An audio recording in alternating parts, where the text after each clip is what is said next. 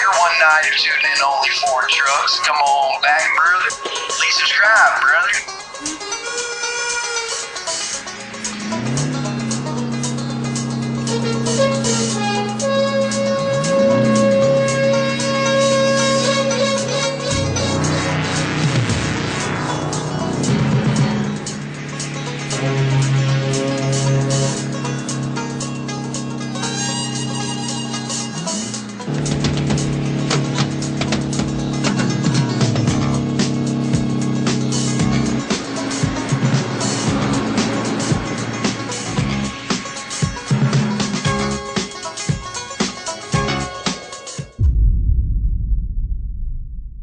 What's going on, everybody?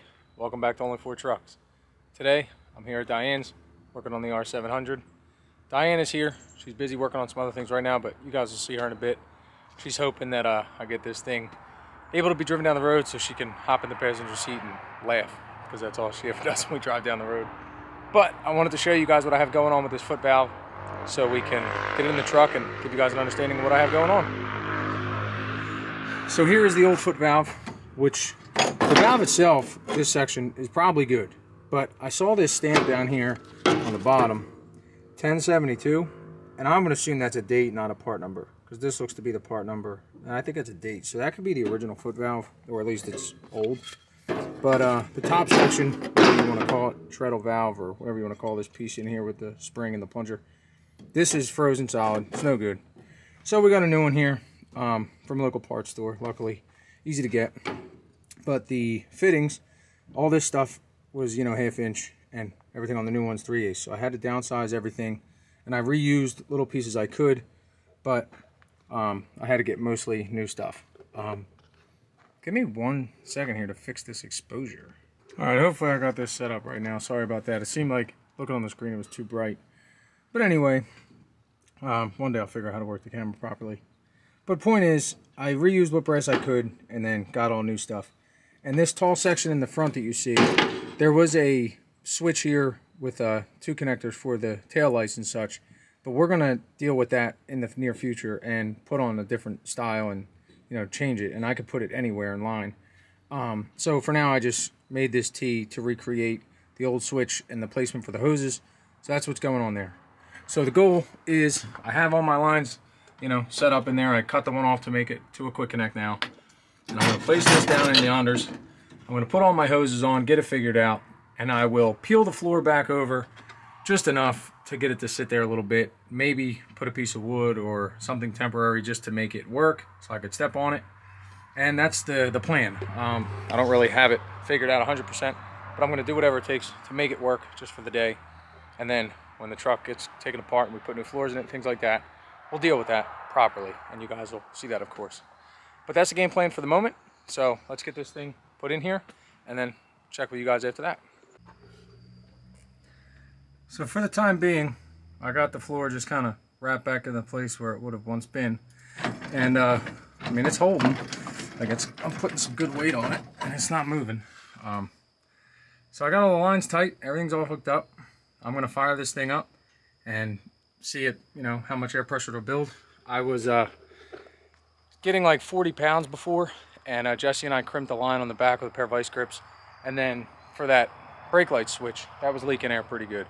So hopefully with that being solved, there shouldn't be, I mean, there's going to be many air leaks, but there weren't any that we could really hear or find that were an issue. So hopefully if this doesn't completely sealed enough to where it builds up to maybe 80 or 100 pounds, at least this will hold enough to build enough pressure to find other leaks so I can keep crimping them off and do what I got to do to fix them temporarily, so I can drive this thing. So let's fire it up, get some air going, and see what we get.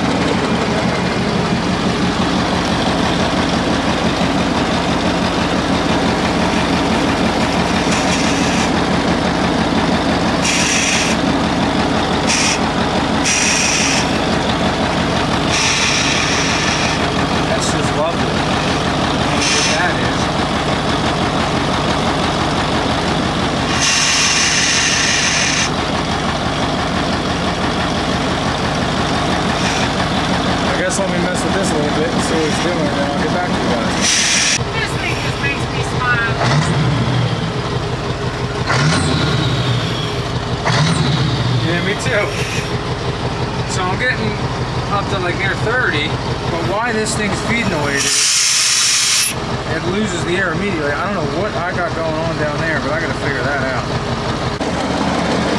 Well, I pulled the foot valve back out, changed around a couple lines because I'm 90% sure I had them in the wrong place. I've never done one of these before, and not that it's rocket science, but I matched it up to the old one, which had no writing on it or anything. So it was a gamble, and I was taking guesses on mounting the top half onto the valve itself. So hey, I messed it up, but I do it right because I do it twice. I heard that once before for somebody I used to work for, and it's stuck with me ever since. So as long as it works now, we're good. I'm starting to build air pressure at idle, which has never happened before, so that's a good sign. I don't expect it to build a ton. Still got to find some other air leaks and such, but we're in the right direction. So I'm gonna let this thing run a little bit, see what kind of air leaks I can find or what I can come up with, and I'll let you guys know. Well, it looks like we're gonna be calling this one foot brake valve or foot valve failure, whatever one. I took the foot valve back out, and I realized that I had it clocked just a little bit off, and I didn't pay it, any attention. That's where I had the lines mixed up. So when I actually took a good look at it and paid attention, I put the line from the air tank to the supply, and then ran the delivery lines, everything else, and I had it matched up to the old one, and seemed right this time around. Seemed all good. Fired it up, and it wasn't leaking, no backfeeding or anything like that. And as of right now, somehow she's holding like 30-ish pounds of air. But I have nothing coming out of this thing. Like, there's no noises, not like, it doesn't do anything. So I don't know what's up with that. I'm not a professional, nor am I like some kind of truck mechanic, but I feel like it's supposed to make something's supposed to happen.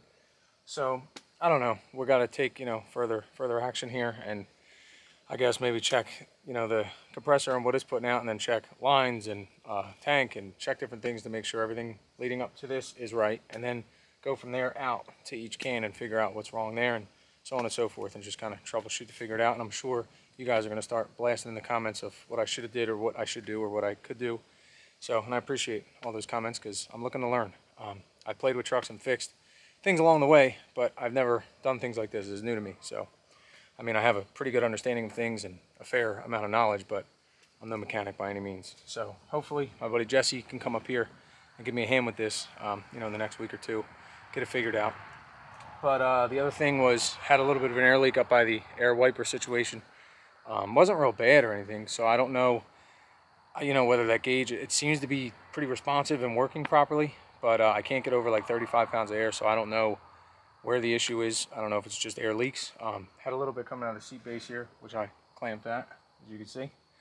But yeah, so I don't know. There's still a lot more to be figured out. But yeah, as soon as, we don't even have to get this figured out. Like, my buddy Jesse's really wants me to just start taking this thing apart and doing metal work and stuff. But I just want to make sure that the brake situation works, because we could take it all apart, weld all new stuff on it, paint it, make it pretty, put the bunk on it, make it all right, this and that, put doors on it, and then we could run new hoses and whatever the way it is. But it don't work the way it is, so what's the point? I could put every new line on the truck, it's still ain't gonna work. I gotta make it work. So that's my thought on it. I want to make it work, and then replace what's bad. And replace bad along the way, don't get me wrong. What I'm just saying is, I could put a brand new air tank on it, and new lines, and a new foot valve, and all this stuff, and if it doesn't work, it doesn't matter. It's not maybe necessarily a wrong part. Like, something's bad, something's wrong, or something's in the wrong spot, and it could be my fault, or it could be because it sat for 20 years and didn't do anything. But I don't know. But it was a working truck before it was parked, so it should work now. So we'll figure it out. Whatever it is, that was a lot of talking. But either way, it's gonna wrap it up for this one on the R700. Hope you guys enjoyed seeing it, and hopefully you guys can shed a little light, and then we'll be back up here hopefully in no time and get this thing rocking and rolling, so we can get on to the next step to keep this thing going into the convoy truck it's going to become. So appreciate you guys watching. Please subscribe. See you in the next one. Hope you enjoyed this video. Please subscribe, bro.